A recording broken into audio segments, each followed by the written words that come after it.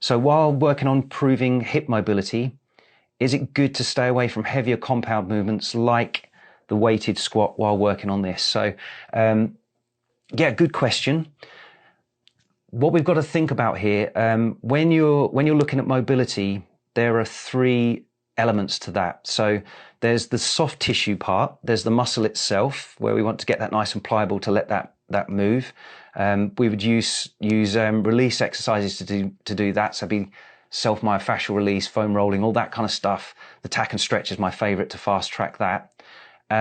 We then go to work on the joint itself. So rather than the muscle lengthening, we now want the articulation of the joint, the way the bones all come together, that to work as best as possible.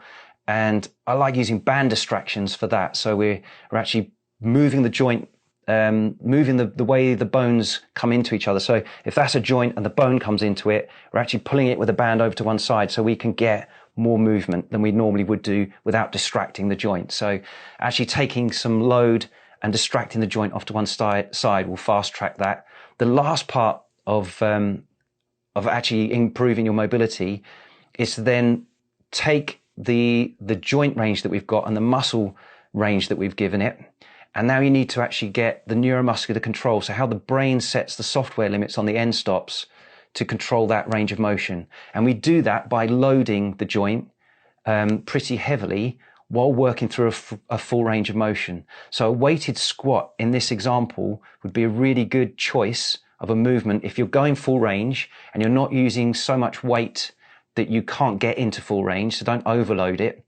But it'd be a really good example of a neuromuscular anchoring exercise. So if you did some soft tissue release, some band distraction into your hips, and then squatted down with some load, that would help to fast track your mobility. So rather than avoiding it, keep the quality as good as you can, and actually use it in the right sequence, and you'll actually find it will enhance your flexibility.